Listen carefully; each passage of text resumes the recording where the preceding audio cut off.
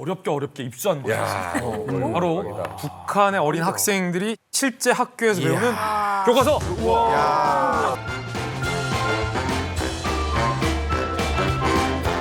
초급 교과서, 고급 교과서 오랜만에 싹 다 구해왔습니다. 이거 진짜 맞아요? 배우는 거 맞아요? 예, 역사도 맞아요. 있고 조선 역사라는 과목으로 좀 나눠져 있어요. 아니 교과서 고급. 그런데 제가 교과서가 너무 멋있고 완전. 저 10년 전에 바뀌었습니다. 대단하다. 제가 읽어봤는데 너무 황당한 게 야 이게 우리나라 역사가 맞나 싶을 정도로 우리가 배운 거랑 너무 달라요. 우리 최태영 선생님께서 오늘 이만갑을 위해서 미리 역사책을 공부하고 오셨다고 들었어요. 네, 제가 사실은 역사 하는 사람이니까 너무 궁금한 거예요. 어렸을 때 이제 들었던 내용들은 김일성 장군께서 그 솔방울로 실탄을 만드시고 나뭇잎으로 강을 건너셨다. 뭐 이런 얘기 많이 들었기 때문에 진짜 교과서에 그렇게 써 있는 건가? 그러니까 너무 궁금한 거예요. 근데 보고 싶은데 혹시 이런 걸 보게 되면 또 불온물 소신자로 국가보안법 걸리는 거 아니냐는 또 이 소심한 또 걱정도 있고. 옛날 학번이시군요. 그래가지고 이번 기회에 봤는데 제가 이제까지 몰랐던 사실들 또 오해했던 사실들 이런 것들을 알게 되어가지고 너무 재밌었어요. 오해도. 네, 딱 보니까 너무 좋아요. 조선 역사 초급 중학교 3편을 보면 다 세종대왕에 대해서 기술이 되어 있는데 이게 만 11살에서 13살 어린 아이들이 이제 배우는 조선 역사와 관련된 역사책 중에 세 번째 챕터입니다. 1, 2번 챕터에는 이제 고구려에 대한 얘기가 굉장히 많고 이제 세 번째 챕터에서 조선 역사에 대해서 이제 중간중간 언급이 되어 있는데 세종대왕에 대해서 언급된 부분을 제가 찾아봤어요. 좀 표시를 해봤습니다. 세종대왕에 대한 내용은 51페이지에 보시면 딱 두 줄에 끝입니다. 사진도 없어요. 뭐라고 기술되어 있는지 짧으니까 제가 읽어드릴게요. 우수한 우리 문자를 만들기 위한 연구사업은 조선 봉건 왕조의 네 번째 왕인 세종왕 시기에 활발하게 진행되었습니다. 대왕 아니에요. 세종왕. 세종왕은 우리 문자를 만들기 위해서 학문 연구기관인 집현전의 성산문, 정린지, 신숙주 등에게 새 문자를 만들도록 하였습니다. 이게 땡! 세종대왕 사진도 없고요. 세종대왕 그림도 없고요. 집현전을 만들면서 밤새서 세종대왕이 막 고민을 하고 글자를 보고 기억가, 이렇게 했다는 에피소드 하나도 안 들어가 있어. 그리고 오히려 그 옆에 성산물이란 인물에 대해서는 이렇게 아예 박스 처리를 해가지고 세종대왕보다 더 많이 부각을 시켰어요. 그러니까 실제로 이 북한 아이들에 대해서 세종대왕에 대한 부분, 이 부분밖에 없으니까 저는 북한에서 이렇게 오신 분들이 광화문에 세종대왕 보고 깜짝 놀라고 더 나아가 세종대왕이 누구지 좀 헷갈릴 법한 굉장히 충격적인 부분이었어요. 분량이면 세종대왕 때 훈민정음을 창제하였다. 그리고 이쪽에서는 세종대왕 시기에 훈민정음이 창제되었다. 이런 식의 나오는 거예요. 그러니까 그렇게 하는 이유는 뭐냐면 아무래도 제가 볼 때 북한에서는 왕이라고 하는 사람에게 너무 힘을 부여하지 않으려고 하는 게 아닌가 그런 생각이 들더라고요. 그 시기에 북한에 쓰는 용어처럼 수많은 인민들이 함께해서 만든 민족문화유산 이런 식으로 표현하는 게 그러니까 아닌가. 나보다 누군가 존경받는 게 안 돼요. 네, 그러니까 그런 어떤 모습들이 지금 이 교과서에 보인 것 같아요. 또 하나 유추했던 점이 뭐냐면 보세요. 세종대왕에 대해서는 요만큼 작은 글씨였잖아요. 근데 앞쪽에 챕터 제일 크게 제일 큰 위치에 김일성의 교시가 이렇게 딱 있어요. 그게 제일 커요?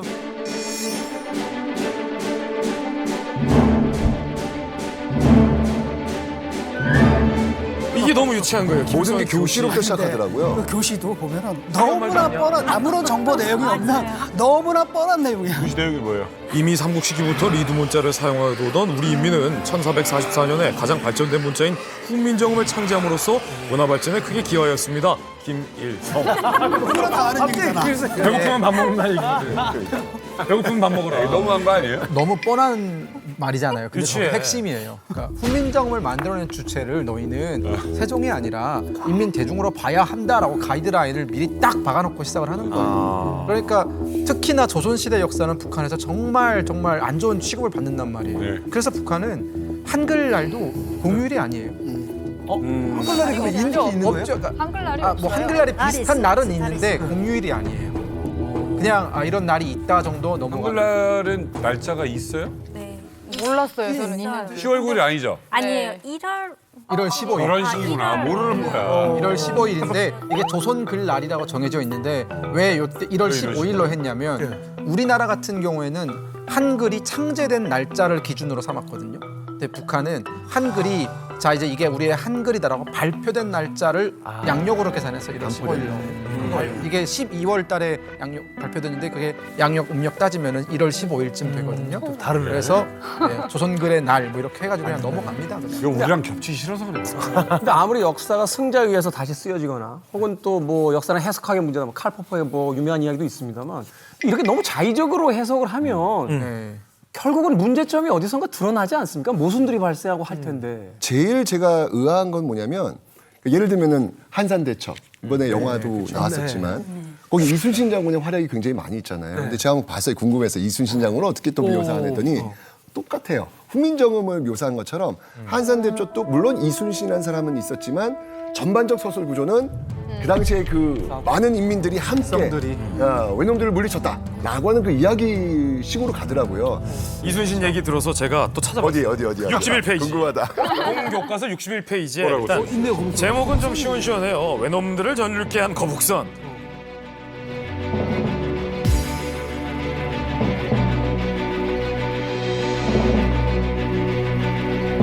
그런데 아까 말씀하셨던 것처럼 우리는 이순신 장군의 어떤 영웅기, 그다음에 임진왜란을 대하는 태도, 이순신 장군의 인민에 대한 사랑, 이런 걸 좀 포커싱한다면 거북선과 이순신에 대해서 설명을 하긴 하지만 그 거북선에 대해서 슬기롭고 지혜로운 우리 인민들이 당시에 거북선을 만들어서 임진강에서 그 성능을 시험하였다라고 해서 인민의 어떤 영웅과 대중들의 활약상을 좀 앞세우지 이 이순신의 인물에 대해서 아까 세종대왕처럼 이렇게 포커스하지 않아요. 저는 약간 방금 이순신 언급하시니까 약간 문득 그런 생각이 들더라고요. 내 죽음을 알리지 말라 하잖아요. 북한 교과서 만들 때는 그의 존재를 알리지 말라. 약간 그런 느낌으로 지금 있는데. 나의 죽음을 알리거나. 내가 그거 이제 얘기 들어보니까 네, 스탈린이 아마 그런 얘기했을 거예요. 그러니까 생각은 마치 무기 같은 건데 우리 국민들은 무기를 가지고 있으면 안 되는 거죠. 생각하지 말라고. 그러니까 비판적으로 생각하거나 이런 것들은 어쨌거나 정권 입장에서 너무 위험한 것이니까 그렇죠. 약간 이제 그런 반박을 예방하기 위해서 어쩌면 이런 것 좀 더 강조하고 만들지 않을까 약간 이런 현상인 것 같아요. 아니 저게 이제 북한의 문제가 되는 게 뭐냐면은 그러니까 민중이 이끌었다. 모든 혁명은 다 민중이 이끌었고 주도했다라고 약간 그쪽에 포커스를 둬야 되는데 그러다 보니까 우리가 이제 영웅으로 알고 있는 세종대왕 이순신을 부각시키면 안 되거든요. 특히 문제가 뭐냐면 예전에 제가 이제 모셨던 신상훈 감독이 이제 북한에 납북됐을 때 가장 깜짝 놀란 게 뭐였냐면은 그 당시만 하더라도 이제 북한 영화를 이제 북한 영화가 상영이 됐을 때 배우들 이름이 안 올라가는 거예요, 이게요. 주연 누구 조연 누구가 감독 누구가 없어요. 그래가지고 신 감독이 물어봤대요. 여기 왜 배우들 이름이 안 올라가냐 했더니 우리 공화국에서는 수령님과 장군님 이름을만 알아야지 배우들 이름을 알 필요가 없다. 그러니까 배우들이 장군님과 수령님보다 더 인기가 있으면 안 되는 거야. 그거 연결해봤을 때 김부자, 김씨, 이른바 백두혈통 이외의 영웅이 탄생하면 안 되는 거예요. 우린 아무것도 안 하고 달라진 게 없는데 김정은이 우리에 대해서 더 이상 기대를 하지 않겠다.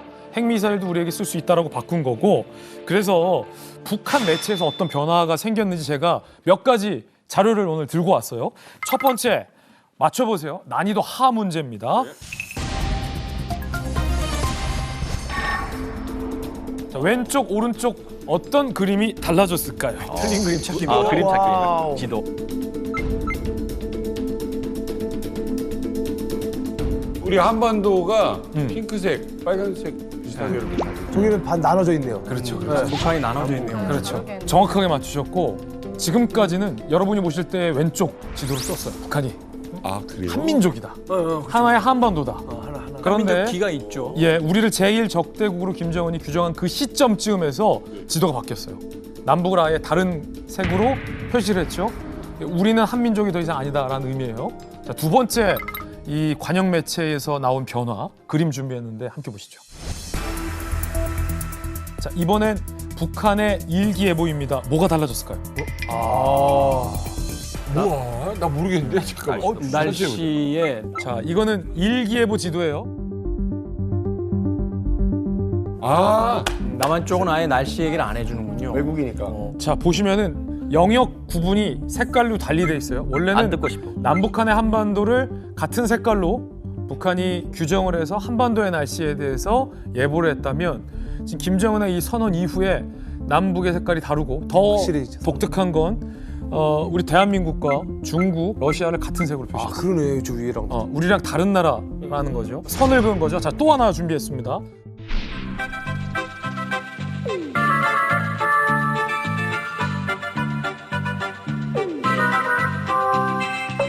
이번에는 어린이들에게 방송 시간을 알리는 북한 매체의 방송 시간 알림 화면인데 자, 뭐가 달라졌을까요? 뭐가 좀 빠져 있어요. 뒤에 한반도. 한반도 지도. 지도가 빠졌어요. 통일. 지도도 지도고 통일이라는 글씨 조금만 보이세요? 통일이라는 글씨를 어린 아이들에게 북한 관영 매체에서 이렇게 방송 시간 알리는 화면에서 통일이라는 메시지를 썼단 말이에요. 같이 근데 그리면 오른쪽에 있는 통일이라는 글씨. 사소한 문제 같지만 이 통일이라는 글자도 쏙 빠졌죠. 텔레비전 날씨 보는 거 보면 이제는 한반도가 전체 보였는데 이제 뚝 잘라져가지고 이 한반도 남쪽이 없어졌어요. 걔네들 지도에서. 그래서 여기에는 아무 땅도 없는 것처럼 바다 색깔처럼 표시한 날씨도 있어요. 그러니까 너무 회개한 그림들이 많이 나와요. 사실 이거는 김정은이가 남북이 뭐 적대 관계다 이런 거와 연관성보다는 국가 대 국가. 그러니까 남한 지역을 다른 중국이나 이런 데랑 같은 색깔로 지금 칠해놨잖아요. 국가 대 국가라는 거고 영토 조항을 이번에 김정은이가 특이하게 최고인민회의 시정연설에서 언급을 해요. 대한민국 헌법에는 한반도와 부속 도서로 한다고 영토 조항이 제3조에 있는데 우리 헌법에, 북한 헌법에는 그게 없다. 이걸 김정은이가 불만스럽게 얘기를 해요. 그러면서 헌법에도 그 조항을 넣어라 이랬기 때문에 지금 이제 매체부터 그 부분에 대한 이제 교통 정리에 들어간 거죠. 우리가 여기서 먼저 국방부에서 주적이라고 규정을 해버렸잖아요. 쟤들은 딱 그러니까 그래? 그래서 받아치면서 대루주니까 걸 말로 받아치는 거거든요. 그렇다면 우리는 아예 그렇게 갈래. 이거는 그러니까 뭡니까 외교 전략이자 동시에 뭐가 되냐면 안보 전략이자 동시에 북한의 새로운 헌법이 되는 거예요. 문제는 이게 지금 시작에 불과하다는 겁니다. 김정은이 우리와의 전쟁을 선포하면서 통일, 화해, 동족이라는 개념 자체를 완전히 세워요. 라고 주문을 했다는 거예요. 그래가지고 제가 이제 그 소식을 처음 들었을 때 이제 김정은이 이제 막 나간다라고 느낀 게 뭐냐면 기본적으로 남북 관계가 유지된 거는 7.4 남북 공동 성명이에요. 7.4 남북 공동 성명의 그런 기본 정신을 바탕으로 해서 첫 남북 정상회담의 그런 상징물로 만든 거를 꼴불견이다라고 하면서 이걸 없애자라고 했는데 종민 씨, 이 상징물이 뭘까요, 이게요? 꼴불견이요? 꼴불견이. 보기 싫은 거잖아요. 그렇죠. 보기 싫은 거겠지. 아니면 우리가 보낸 소 있었잖아, 정주영 회장님.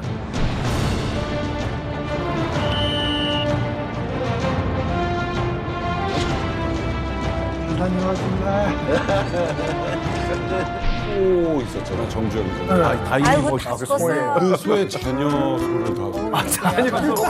뺏기셔. 다 죽었어요. 3대를 멸족하니까. 세고기 파티하는 거다. 정답을 공개하겠습니다. 그게 뭐냐면은 바로 이겁니다. 바로 이겁니다. 조국 통일 3대 헌장 기념탑 이거를 꼴불견이라고 하고 이걸 박살 내래요. 이거 엄청 큰 건데? 그러니까 위성에서도 보여요, 이거? 크기가 크기가 도로에 폭하고 비교하니까 이거 어마어마하네요. 아니 이거 어마어마하게 커 보이는데 이거 난 사실 처음 봤거든요. 봤어요? 그러니까 이거는 우리도 잘 못 봤던 건데. 저게 저희는 학교에서 저거 교과서에 나오거든요. 그래요? 혁명 역사에서 통일과 관련된 거 나올 때는 꼭 나오는 건데 보이는 여성 두 분이 서 있는 거 외에 아래쪽에 보면 통동으로 조각을 해놓은 게 있습니다. 파나 같은 게. 거기에 보면 이때까지 우리나라 역사에서 나라를 잃고 일제와 싸우는 모습, 뭐 전쟁 모습해서 그 이때까지 70년의 역사들이 다 새겨져 있습니다. 조국 통일 3대 현장이 결국은 이제 72년 남북 7.4 공동성명, 그리고 80년 노동당 6차 대회에서 나온 고려연방제, 그리고 93년에 전민족 10대 강령이라는 걸 이제 대단결 10대 강령이 그 세 가지를 금과 옥조처럼 3대 현장으로 묶어서 만든 거고 2001년 8.15 때 완공식을 했는데 제가 사실 이 현장에 있었습니다. 제가 사실 이 현장에 있었습니다. 항공식 때요? 여기요? 탈북 하신 거예요? 2001년 8.15 통일 대축전 때문에 난리가 났었잖아요. 저도 이제 취재차 따라간 거고 이게 높이가 3대 현장 거기에 맞춰서 30m입니다. 그리고 저 폭이 6.15 해가지고 61.5m. 그리고 60kg짜리 돌들을 한 2,500개 해가지고 만든 그 거대한 구조물인데 김정은이가 저 너절한 남쪽 관문에 있는 꼴불견 그거를 치워라 이렇게 했는데 이게 결국은 뭐냐 할아버지 아버지의 통일에 대한 그런 주민들이 막 찬양하고 이러던 거를 하루아침에 없애버리라고. 없애버렸다. 정말 쥐도 새도 모르게 없앤 것 같아요. 소리 소문도 없이 그 위성 사진 한번 보시죠. 저기 보면은 2024년 1월 8일이라고 나와 있죠. 저기는 아직 있습니다. 건물이 있네요, 회색으로. 그런데 그 옆에 거 보면은 1월 23일 며칠 후죠. 없어졌어요. 저 기간 어느 기간 중에 어느 날인가 없앤 겁니다 지금. 이게 평양 개성 고속도로에 평양 들어가는 게 낭랑구역부터 평양시가 들어가요. 저기 들어가는 고속도로 끝에 입구에 그러니까 거대한 건축물인데 저거를 기중기라는 타다노라고 하는 큰 기중기를 이용해서 다 부숴버렸어. 저게 어떤 의미인가 하면 할아버지가 계속 주장했던 게 뭐냐면 자주, 평화, 민족 대단결. 이게 3대 원칙이에요. 그리고 이제 고려민주연방공화국 창립방언하고 이제 10대 강령인데 이거는 북한이 주민들이 이제까지 주전대에서부터 지금까지 이거를 위해서 고생해왔어. 그래서 김일성, 김정일이가 통일 꼭 시켜주겠으니까 그때까지 참으셔. 그랬는데 그거를 다 부숴버린 거야. 근거이자 철학인 거죠. 그게 북한의 자기가 북한 지도자가 된 게 왜 됐어요? 아버지가 좋은 아버지를 만났기 때문에 북한 지도자가 된 거 아니에요? 잘하라고. 그 아버지가 한 일 중에 가장 큰 일인 조국 통일 업적을 없애는 거예요. 그러네요. 이건 약간 배륜적인 행위예요, 사실. 북한 입장에서 봐도. 북한 사람들이 특히 통전부나 통일 분야에 있던 사람들이 우리가 무슨 삽질을 한 거야, 이제까지 70년 동안. 이런 생각을 머릿속에 안 가지겠어요. 그렇죠. 저기 굉장히 큰 정치적 의미가 있다고, 북한 사람들한테. 이상한 거네요. 어떤 이 정치 사상적인 완벽한 세뇌를 하는 비법이 뭘까? 한 미국의 인권 단체가 이런 걸 비법으로 꼽기도 했습니다. 바로 생활총화. 생활총화가 북한 정권에 대한 주민들의 이 복종을 만들어내는 출발점이다. 이런 분석을 내기도 했습니다. 그렇죠.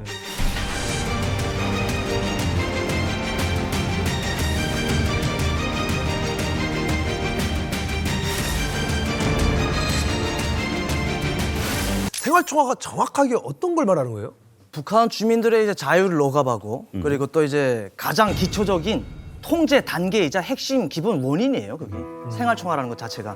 북한에는 이제 9살부터는 1인 무조건 조직 생활을 합니다. 그게 바로 이제 9살에 가지는 것이 소년단이라는 것인데 소년단에 가입하자마자부터 조직 생활을 합니다. 그래서 제가 학교 다닐 때 모교 생활총화였어요. 근데 지금 토요일로 바뀌었지만 토요일만 되면은 생활총화를 합니다. 네. 생활총화가 어떤 것이냐면 내가 한 주 동안에 있었던 잘못을 학급 학생들 앞에서 대중들 앞에서 자기 비판을 합니다. 자기 비판을 냈다 해야 돼요. 나는 한 주간 뭘 잘못했다고 이야기를 하잖아요. 그래서 자기 비판만 하는 것이 아니고 호상 비판이라고 있어요.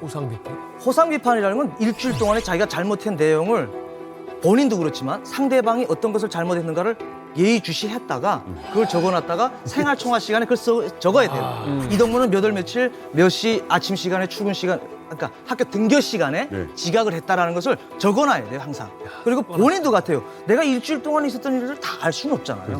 근데 그 중에 하나를 잘못된 걸 항상 기억을 하고 있다가 생활총화 시간에 이야기할 준비가 되어 있어야 되는 거예요. 아니 그러면 내가 한 2살, 13살, 14살 되면 일주일 동안 친구랑 있으면서 그걸 자꾸 보게 되잖아요. 그러니까. 당연하죠. 그걸 계속 저 친구는 뭘 잘못하는가를 좀 살펴봐야 되는 거죠. 친구이자 언제든지 뒤통수를 칠 수 있는 감시자인 그렇지. 그 이상한 관계가 되는 거죠.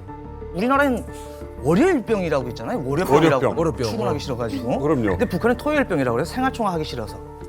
생활총화는 우리나라엔 월요일병이 있고 북한은 토요일병이에요.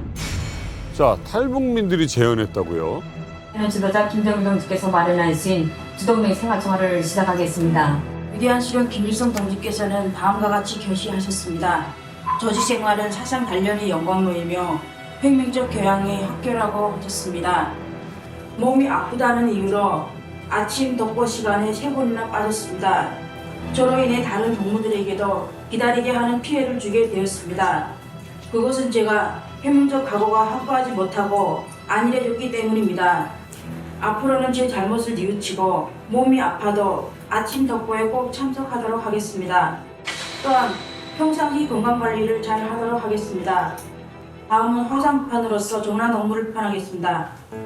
정란 동무는 며칠 전에 일도 안 나오고 미용실에 가서 파마를 하였습니다. 너무 제 생각에는 너무 이기적이라고 생각합니다. 포함한 게. 그게 자기 몸 자기 시야로 포함하는 거지. 자기 몸 치장이나 신경 쓸 정도라면 작업에나 참석하지 뭐 그렇게 자유주의나 부리고 앞으로 그런 자유주의를 없애고 기본 자기 자신에게 맡겨진 기본 혁명 가업에 충실했으면 좋겠습니다. 이상입니다. 야, 이러면 일주일 내내 누군가의 잘못을 계속 찾고 있어야 된다는 거예요. 그러니까요. 그게 사실이에요? 예, 집에 누워 있다가 좀 괜찮아진 것 같아서. 아, 동무 정말 안 되겠구만. 그 정도면 일에 나와야 되는데 일도 안 나오고 미장원에 가서 머리를 한다는 게 말이 돼요? 앞으로 이런 일이 다시는 없도록 해야 되겠습니다. 야, 이런 얘기를 어떻게 서로가 하냐. 맞아요. 아, 이거 너무 나쁘다.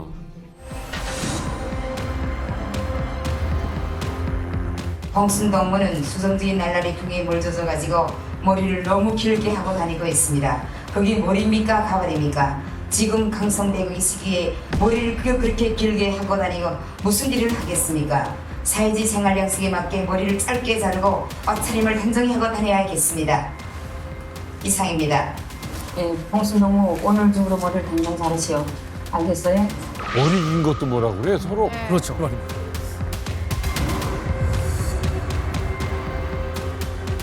아, 정말 뭐 저런 얘기를 서로 앞에서 어떻게 욕을 해요? 그러니까 이게 얼마나 지금 우리는 웃고 있지만 이게 얼마나 끔찍하고 잔인한 일인가 증거가 하나가 있어요. 바로 주체 사상을 설계한 황장엽 전 노동당 비서가 나와가지고 이런 말했습니다. 탈북하신 다음에 가장 좋은 점이 뭐가 있습니까? 황 비서님. 그러니까 황장엽 비서가 뭐라 그랬냐면 토요일 아침마다 전체 직원 앞에서 생활총화 안 하는 것이 너무 좋다. 와, 진짜 그런 말 해요? 황장엽 비서가 그런 말을 했어요. 북한에서는 김일성, 김정일 이 부자 제외하고는 자기도 총비서인 자기조차도 누구나 다 해야 되는데 이거를 매주 토요일 아침마다 매주 하게 되면은 계속 내가 죄인이다 내 동지제 동무제도 죄인이다 해버리면 사람으로서의 그 자존심이 그냥 다 무너져 버립니다. 외교관들도 그럼 생활총화를 합니까? 당연하죠. 생활총화 당연해요? 그러니까 예. 토요일마다 뭐 생활총화 하는 거는 예외되지 않습니다. 그 누구를 불문하고 다 토요일에는 토요 학습에 참가하고 토요 학습에 들어가기에 앞서 다 생활총화를 하게끔 되어 있거든요. 그러니까 외교관인 경우에 이제 외무성에서 일할 때에는 외무성 내 당 조직에 망라돼 가지고 이제 생활총화를 합니다. 그리고 이제 해외에 파견됐을 때에는 대사관 직원들이 따로 모여서 이제 당 생활총화를 하거든요. 근데 아까 영상 보니까 이 생활총화 하시는 분들이 다들 한 손에 좀 노트를 갖고 있더라고요. 네. 이 노트의 정체는 어떤 건가요? 뭐 있는 건가요? 북한 사람이라면 무조건 가지고 있는 생활총화 노트. 빨간 뚜껑으로 된 생활총화 노트인데 거기다 자기가 일주일 동안 뭘 잘못했다 반성하는 글을 쓰고 토요일에 생활총화하는 날에 꼭 가지고 가서 보면서 발표를 하는 거예요. 네, 맞습니다. 사실 뭐 북한 주민이라면 이 생활총화 진저리가 날 텐데요. 실제로 북한 주민들이 쓰는 그 생활 노트를 보면 참 안타깝다라는 생각이 많이 듭니다. 그래서 제가 오늘 이만갑 스튜디오에 직접 우리 북한 인권의 실상도 알리기 위해서 실물을 최초로 공개하겠습니다. 거의 떠내려온 거를 쓰거나 이랬거든요, 전방에서. 근데 어떻게 무서운 거 아니시죠? 네, 이거는 쓰레기 아니고요. 실물로 제가 진짜네? 직접 쓰레기 아니고요. 실물로 제가 진짜네? 직접 입수를 했는데 아까 이 겉표지가 빨간색이라고 말씀하셨잖아요. 네, 실제로 북한에서 사용하던 생활총화 노트입니다. 인쇄가 돼 있는 거예요? 앞에 뭐라고 써 인쇄로 있어요? 돼 인쇄가 다 되어 있습니다. 생활총화. 네. 그 노트가 따로 있구나.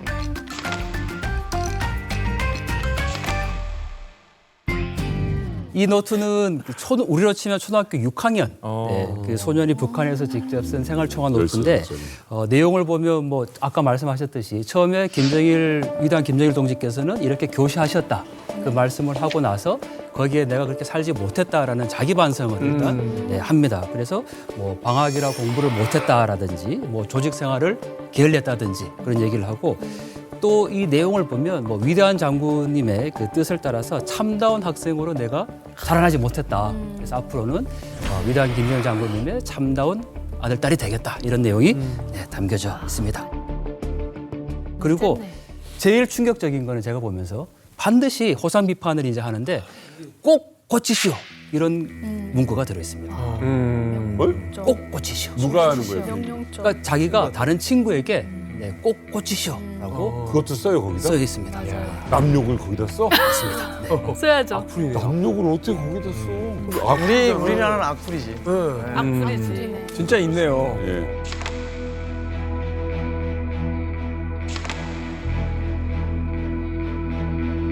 호상 비판, 저는 동물을 비판합니다.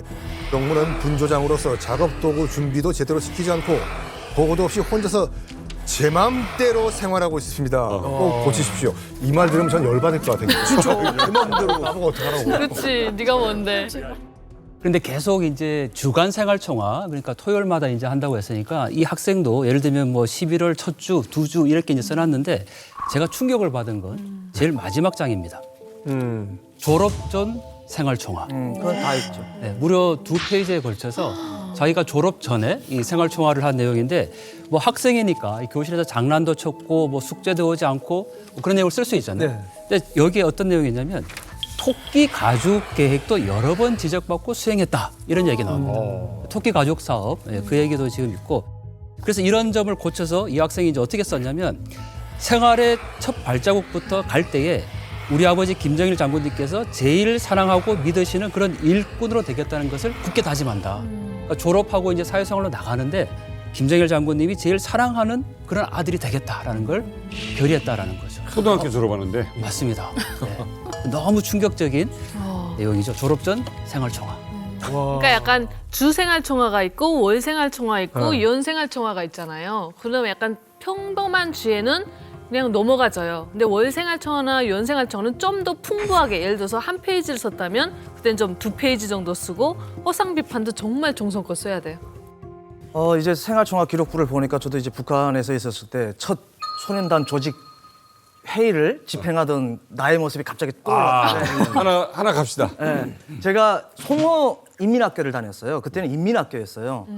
근데 소년단이라는 것을 처음으로 가입을 해가지고 생활총화를 처음 하잖아요. 난장판이에요. 솔직히 말씀드리면. 그냥 애들이 그냥 막 떠들고 복잡한데 한 애만 집에서 교육을 어떻게 받았는지 모르겠는데 되게 심각하게 임하는 거예요. 생활총화를. 아침 이 생활총화 자기 비판을 하는데 우는 거예요. 어머. 시작부터 울어가지고 저건 또 왜 울어 했는데 저는 아침에 지각을 했습니다. 왜 지각을 했느냐? 아침에 어머니가 해주는 밥을 무조건 먹고 나고 갔다가 그걸 기다리다가 시간을 늦었대요. 그러면서 그거를 얘기하는데 우는 거예요. 막 콧물 장군님의 말씀을 고역하고 하면서. 근데 그 애는 울건지 모르겠는데 끝날 때까지 우는 거예요. 호상 비판을 하는 사람들이 원래 한 10명, 15명 막 했는데 한 3명 한 다음에 선생님이 하지 말라고 그랬어요. 그러다가 애가 지식돼서 죽을 것 같은 거예요. 너무 우니까. 그럼 선생님은 칭찬할 수 있겠네요. 선생님은 칭찬도 하지만 오바하니까 싫어하죠. 선생님은 빨리 하고 가야 되잖아요. 선생님은 당원인데. 그 언제 콧질질 흘리는 애들 거 듣고 있겠습니까? 야, 이거 신기하네요. 자, 정정원 교수님. 네. 이거 어떻게 입수하신 겁니까? 네, 이 노트는 한 탈북민 어머니가 저에게 이제 전달을 해주신 건데요.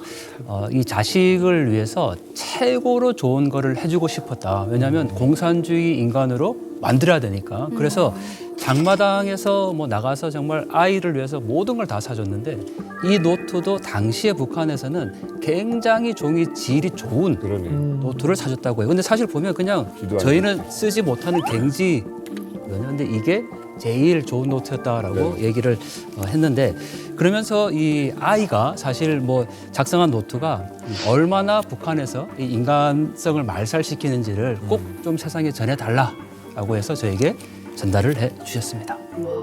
어머니는 이제 북한이라고 하는 그 폐쇄된 공간 속에서의 어떤 왜곡된 사랑으로 자기 아들을 이제 혁명가로 키워내기 위해서 그렇죠. 가장 좋은 노트를 사준 건데 결과론적으로는 그 노트가 그 아이의 자아를 완전히 죽이고 있는 거잖아요. 그렇죠. 참 이런 것이 비극이라고밖에는 생각이 안 되는데 나도 죽이고 저쪽도 죽이고 데스노트예요. 데스노트. 그래서 남한에 와서 정말 내가 내 아이에게 도대체 무슨 짓을 했던가 이런 생각을 어머니가 하셨다고 합니다. 이 북한 실상을 고발한 다큐멘터리가 한 편 있습니다. 영화 태양 아래인데요. 여기 등장하는 북한의 8살 소녀의 삶을 한번 만나보시죠. 러시아 감독이 만든 2016년 다큐멘터리죠.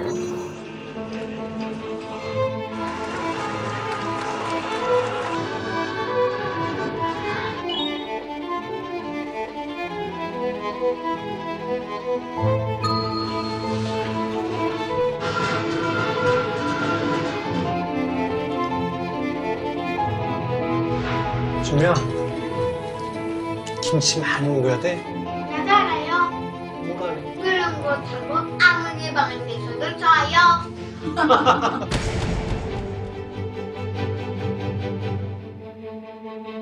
학원 다 하고 있어야 돼요.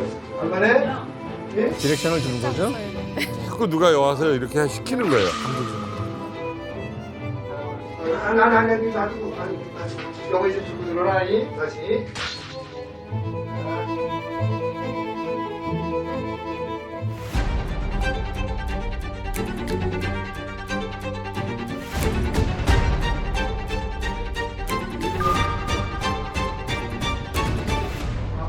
아물 이거 합격을 했습니다.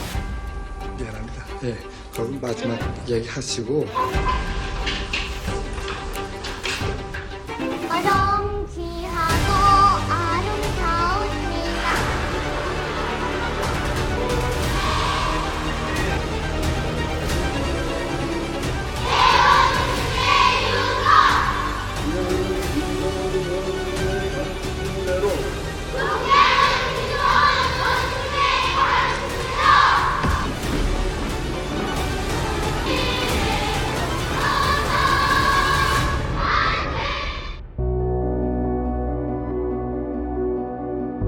진미, 너 소년단 입단했는데 이제 자기 일상에 대해서 무엇을 기대해요? 소년단을 되면 서식생활을 합니다. 서식생활을 할 때 잘못도 느끼게 되고 경리한 대원 스님을 위하여 어떻게 해야 되는 것도 느껴지게 됩니다. 울먹거리는 거 봐요.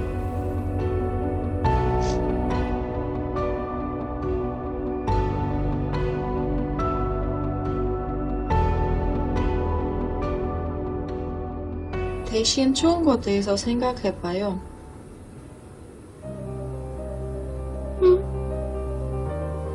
좋은 거.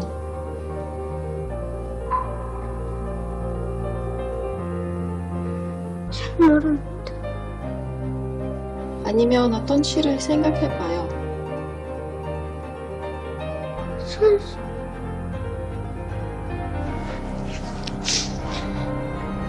나는 위대한 김일성 대원 스님께서 세워주시고 소년단 입단 선서다. 위대한 김정일 대원 스님께서 빛내어 주시었으며 경례한 김정은 스님께서 이끌어 주시는 영광스러운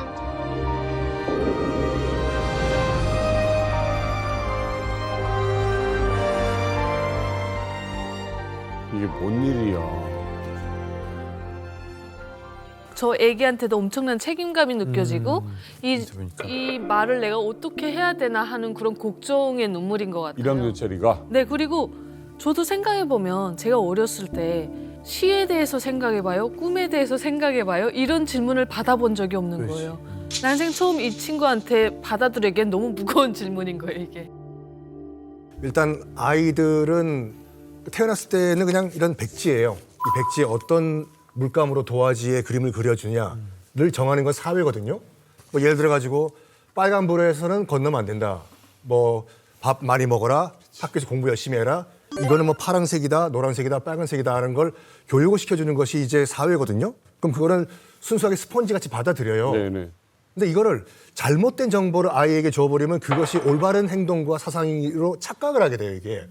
이게 얼마나 위험하냐면은 캄보디아에서 1975년부터 79년까지 그 집권을 했던 크메르 루즈 정권이라고 있습니다. 폴포트가 독재를 했죠. 인류 최악의 대학살이 벌어져요. 그때 이제 캄보디아가 국민 인구가 800만 명이었는데 3년 9개월 동안에 200만 명을 죽여요. 학살을요. 이걸 다 누가 죽이냐? 10살 내외의 소년병들이 죽인 거예요. 소년병들이. 크메르 루즈라는 정권이 아이들에게 어떻게 세뇌를 했냐면 안경 낀 놈들은 반동이다. 손가락이 하얀 사람들은 다 죽여야 된다. 죽여도 괜찮다. 나쁜 놈들이다. 왜 죽인 거예요? 왜? 그걸 세뇌시킨 거예요, 아이들한테. 저런 애들은 저렇게 죽여도 된다. 지식인들은 죽여도 된다. 아이들한테. 똑똑한 사람만. 그래서 그 당시 그 소년병들 있지 않습니까? 200만 명의 자국 국민들을 때려 죽인 소년병들 찍힌 사진들이 있는데 다 웃고 있어요. 사람들을 때려 죽인 다음에 자신이 하는 일을 잘하는 일로 생각이 잘한 거예요, 이거를. 그러니까 아이들이 이제 어떤 도덕적 개념이 생기기 전에 네. 이미 그렇게 세뇌를 시켜서 말하자면 하나의 도구로 쓰는 거죠. 저는 아까 그 소미의 영상을 보면서 느꼈던 것이 뭐냐면 저 9살짜리 아이가 자기 생각을 이야기하는 게 아니라 자기 말에 검열을 시작했어요. 그러니까 자유와 상상력이 없는 거죠. 맞아. 그러니까 내가 이야기를 하면 이게 어떻게 남들에게 비춰질까? 이걸 먼저 생각하잖아요. 그렇죠. 그래서 적당한 대답을 찾지 못하니까 울어요. 원래 제가 알고 있기로는 자아 비판의 문화가 원래는 러시아 혁명가들 사이에 자발적인 문화였어요. 자기들끼리 모여가지고 자기 자신을 강철처럼 단련시키기 위해서 자발적으로 했던 거거든요. 그런데 이제 근데 그건 직업 혁명가들이 정말 강철 같아야 되잖아요. 그들끼리 했던 거고 자발적인 거였는데 아이들한테 감시하잖아요. 아이들한테 시키는데 보통은 우리가 어떻게 하냐면 아이들 같으면 아직 자아가 형성이 안 됐거든요. 우리가 보통 그 자아가 형성된다는 건 뭐냐, 철이 든다라고 하는데, 철이 든다라고 할 때 비로소 어렸을 때 나 욕하면 싫어하잖아요. 막 싫어하는데 딱 철이 들었을 때는 딱 보면 제 말도 일리가 있네. 이럴 때 비판이라는 것도 의미가 있는데 아무것도 모르는 자아 형성도 안 한 애들한테 벌써 그걸 강요를 하게 되면 결국 뭐냐면 자아가 사라지는 거예요. 자아가 사라지게 되면 자아가 아니니까 다른 자아와 만나서 사회성을 형성하기가 힘든 겁니다. 진정한 의미의 사회성은 사라지고 결국은 집단주의가 되는 거거든요. 집단 속에 내가 사라지는 거고 그 집단은 국가에서 통제가 되는 그걸 아이들로부터 시킨다는 건 상당히 잔인한 거죠, 사실은. 부상 비판을 하거나 당하다 보면 이게 지금 너무 심각해요. 후폭풍이 계속 생겨요.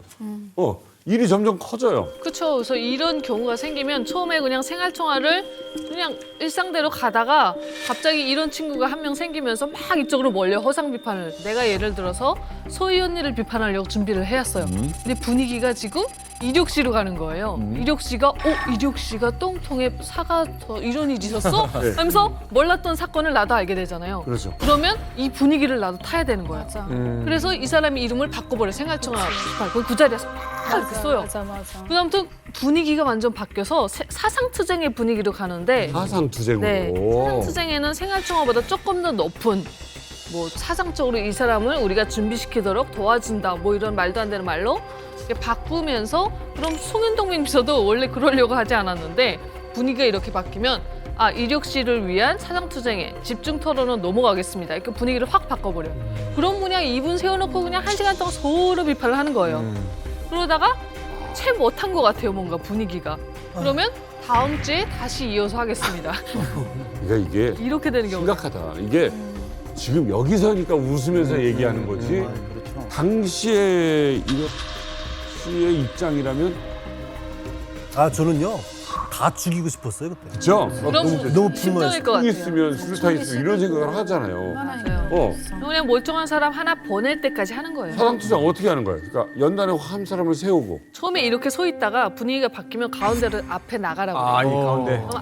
제가 받은 거는 생활총화가 아니고 토요 행사라고 그 분열 행진도 하고 이렇게 무슨 깃발 같은 거 돌고 행진에 나가고 이런 날인데 무대에 무대 그러니까 우리 큰 거지. 우리 학교 제적이 1,500명이었거든요. 그러니까 1,500명 앞에 섰다고? 1학년부터 6학년까지 다 있는 애들이 1,500명이었어요. 근데 그 앞에 나가서 서서 뒤로 돌아해가지고 이렇게 학생들 마주보고 이렇게 세워놓고서 여기서 그냥 그 뒤에서 그 책임지도원이나 그다음에 그 학급들마다 대표들이 토론문 같은 거 들고 나와서 뭐 누구 학생 뭐 옳지 않고 어떡 하면서 나에 대한 욕을 해요. 한 명 하고 끝나고 내려가면 다른 애 또 올라와서 하고 그러니까 학급들마다의 뭐 초위원장 뭐 분단위원장 이런 애들이 올라와서 날 비판하는 거죠. 이런 식으로. 그러니까 이건 끔찍하구나. 집단 1,500명이 지켜보는데 앞에다가 세워. 근데 그걸 선생님이 쓰라고 해. 교사가 말이 돼? 진짜 사회적 살인을 하는 거예요. 가운데로 그러니까 한 가라고 명을 가운데로 세우고 이렇게 하는 건 약간 그 청년 동맹 안에서 하는 사상투쟁이고 이렇게 이륙시 같은 경우는 정말 전체 그 단체가 모여서 완전 몰아주기니까 이거는 스케일 자체가 다른 거죠. 아니 사춘기 때 중고등학교 때 내가 좋아하는 여자 학생도 있을 수 있고 맞아요. 나를 좋아하는 여학생이나 친구들이 있는데 오죽하면 학교를 그 중퇴했겠어요 지금. 그냥 이 친구를 비판하세요 하면은 처음에는 친구들이 좀 소심해서 어떻게 비판하지 해요. 근데 또 분위기가 한 친구가 덩 하면서 확 이러면 괜히 그 오빠가 멋있어 보이는 거예요. 딱 용기 있게. 그럼 한 명 두 명 하기 시작하면 막 경쟁식으로 또. 그거 하는 거야. 사상투쟁회가 얼마나 좀 위험한가 하면요. 제가 아직도 생생하게 기억하고 있는데 우리 대한민국에서 대한접시사라는 명칭을 가지고 북한에 쌀을 들였던 적이 있는데 그때 근무 섰던 애가 이 사상투쟁회로 하여금 감옥까지 갔어요. 시발점은 어떻게 됐냐면요. 그 친구가 대한접시사에서 들여온 그 식량 들여왔던 선박에 근무를 나갔던 거예요. 이 친구가 선미에 서서 다니니까 전원을 만나가지고 한국 돈을 받은 거예요. 근데 진짜 우리나라에 와서 보니까 그 돈 진짜 하찮은 돈이에요. 500원짜리, 100원짜리 한 6개 받았어요. 뭐야. 네. 근데 그 한국 돈이라는 게 신기해서 사실은 받은 거예요. 그걸 돈을 쓸 데도 없어요. 북한에서. 신기하잖아. 못 써요. 근데 그 받았는데 선수에서 근무 서던 애가 그걸 반 거예요. 네. 저 한국선이 돈 줬다라는 걸 봐가지고 생활총화를 했어요. 생활총화 시간에 이 친구가 이야기한 거예요. 한국선이 주는 그 돈을 받았다는 거를 그냥 생활총화 시간에 호성 비판을 했는데 문제가 심각해진 거예요. 이건 생활총화로 끝날 문제가 아니다. 터지지. 라고 해가지고 사상투쟁회로 들어간 거예요. 이거 한국 돈을 받았다고? 적대국의 돈을 받았다고 해가지고 사상투쟁회 된 게 이 친구가 또 저희가 보위부에 있었다니까 보위부 예심초 구루장으로 끌려간 거예요. 어머나. 그 조사를 받았어요. 돈만 받았냐? 아니면 뭘 또 받았냐? 이게 이 사상투쟁회라는 것이 우리가 여기서 이야기는 되게 그냥 나가서 뭐 망신당하고 망신 정도가 아니고 이 한 명의 인생을 아예 망칠 수도 있는 그럼 진짜 심각한 거거든요. 정치적으로 매장시켜버리는 거죠. 장마당 세대는 좀 다를 거 아닙니까? 아마 이제 세대 간의 변화가 좀 있을 것 같은데요. 요즘은 당연히 미리 내용을 서로 짜고 한다고 하는데 오늘은 내가 널 비판할 테니까 내일은 너가 날 비판해라 이런 식으로 서로 이제 짜기도 하는데 그 무엇보다 뭐 김일성, 김정일 세대는 총폭탄 세대죠. 네. 목숨을 바칠 수 있는 세대였다면 지금 이 장마당 세대는 내가 왜 김정은을 위해서 목숨을 바쳐야 되나 이렇게 반문을 이제 품는 세대가 되었다는 거죠. 결국 뭐 이 생활총화를 하려면 유일사항 10대 원칙, 교시 뭐 이런 것들을 다 얘기해야 되는데 그걸 안 믿게 되니까 이 생활총화가 이제 의미가 없게 되는 거고 무엇보다 그 기반에는 이 장마당을 통해서 들어온 외부 정보가 굉장히 큰 역할을 했다라고 볼 수가 있죠. 뭐 한마디로 이제 사회주의 시상낙원이 아니다라는 거를 알아버렸으니까요. 이게 뭐 하는 짓인가라고 생각하는 거 아닙니까? 자, 근데 성king 교수님, 이게 지금 김정은도 그렇고 이렇게 주변에서 알 거란 말이에요. 이제 장마당 세대는 다르다. 근데 이게 약간 위협으로 느껴질 수 있다는 거죠. 요즘 세대는 다르구나. 이게 상호 감시가 장점이 있고 단점이 있어요. 장점은 뭐냐면은 손 안 대고 코 푸는 거예요. 서로 감시하니까 그러니까 중앙의 컨트롤이 필요 없어요. 가만히 우리 지켜보면 보고 있으면 돼. 알아서 까니까 지금. 근데 단점은 뭐냐면은 이게 도가 지나쳐 버리면은 시스템이 내부에서 붕괴가 돼버려요. 대표적인 케이스가 이제 그 예전에 소련의 스탈린이 이걸 했었는데 한 조직 내의 조직원들끼리 서로 감시하는 게 아니라 가족들끼리 감시시켰어요. 무조건 고발해야 돼요. 아버지가 아들 고발하고 아들이 아빠 고발하고 딸이 엄마 고발하고 이렇게 고발 안 하면 내가 당해요. 처음에 이렇게 생각한 거지. 아무리 그래도 그렇지 내가 어떻게 우리 아빠를 고발해. 아니 아무리 그래도 내가 아들을 어떻게 고발해. 아니 오징어 게임이랑 똑같다니까요. 내가 우리 아빠 고발 안 하면 내가 죽어요. 생존 본능 때문에 어쩔 수 없이 아빠를 고발하게 돼요. 그러니까 이것 때문에 소련이 한번 살짝 무너질 뻔하거든요. 그 다행인지 모르지만 스탈린이 일찍 죽어가지고 그 고비를 넘기는데 역사적으로 봤을 때 모든 독재 정권은 외부의 침공으로 무너진 케이스가 없어요. 내부에서 무너져요. 그걸 김정은이 알 거야 아마. 제일 겁먹는 게 뭐냐면 사람들이 끼리끼리 모이는 겁니다. 그치. 이게 북한 사회에서는 있을 수 없는 일이거든요. 허용을 안 근데, 하죠. 예, 제가 이제 한국에 와서 가장 놀랐던 게 뭐냐면 동호회, 뭐 그다음에 포럼 이런 게 이렇게 자유롭게 진행이 되는 겁니다. 그러니까 뭐 등산 가는 뭐 등산 뭐 산악회도 있고, 지구화가 없어요. 예, 그리고 무슨 포럼이다 뭐 이거 하게 되면 포럼에 참가해서 서로 학습하면서 모르는 것도 서로 배워가는 그런 모임이 있더라고요. 그러니까 북한에서는 이게 아예 허용이 안 됩니다. 그런데 지금 최근에 생활총화를 보게 되면 좀 분위기가 좀 이렇게 좀 느슨한 방향으로 흐른단 말이죠. 그러니까 이게 지금 이런 거죠. 북한 사람들도 지금 현재 자기 먹고 살아가기 힘든데 이렇게 뭐 남을 통제하고 감시하고 이런 데 관심이 없습니다. 그렇기 때문에 지금 사회적 분위기 자체가 이제 뭐 북한이 완전히 그 골마가는 그런 방향으로 가니까 김정은이 이거 생활총화 이제부터 좀 강화하고 단속을 조금 똑바로 해야 되겠다. 강화한다고? 생활총화를 최근에 또 강화하고 있습니다. 예. 아니 이러면 나 진짜. 좀 풀어줘야 되는 거 아니에요? 예, 점점 더 강화하고 있어요.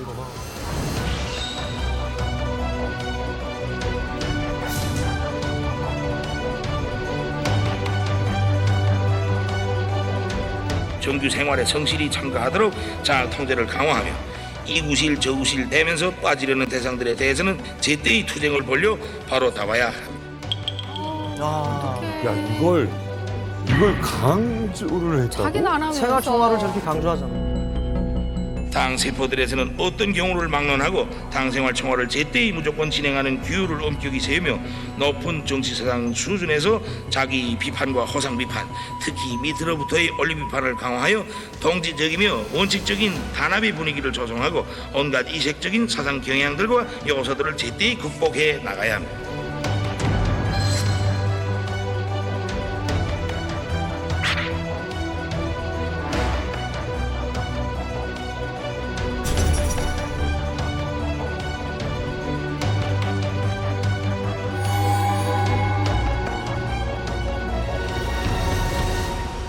김정은이 저렇게 온구할 정도면 진짜 무너지겠다. 저렇게 세게 하지 빡세게 하는 것이죠. 원리 비판하고 여기 세포에 침투되게 하라고 하잖아요. 제가 봤을 때 김정은이 이런 그 사상 통제를 서로 상호 감시를 풀어줄까 아니면 좀 더 강화를 할까 고민을 하다가 강화 쪽으로 고 한 것 같아요 지금. 당 중앙위원회 비서국 회의에서 또 이런 말을 합니다. 서로 호상 비판을 더 강화하라. 그리고 또 지시문안에 또 이런 말이 있습니다. 서로의 결함을 강하게 지적하고 비판해서 이런 경험을 잊지 말고 자기 일을 다시 돌아보라.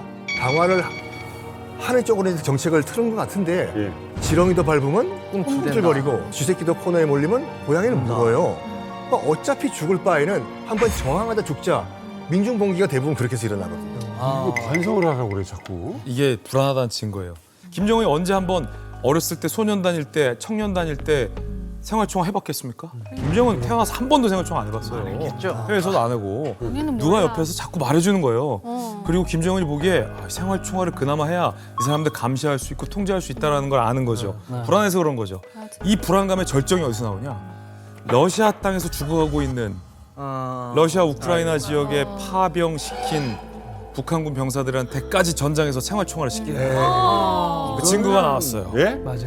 쿠스크에서 전사한 북한군 정경홍이라는 이 북한군 청년의 생활총화 노트가 공개됐는데 예, 내용을 보면 이렇습니다. 김정은 총비서 동지로부터 조국의 명예를 지키고 북한 특수부대의 용맹함을 보여주라는 명령을 받았음에도 불구하고 저는 러시아 군인의 물건을 훔쳤습니다.